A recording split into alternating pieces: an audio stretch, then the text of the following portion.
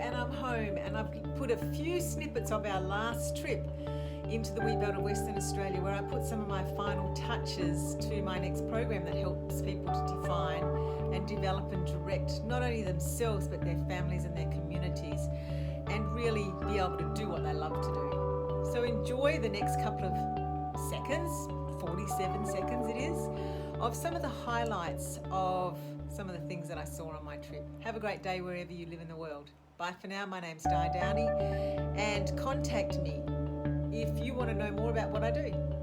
Bye for now.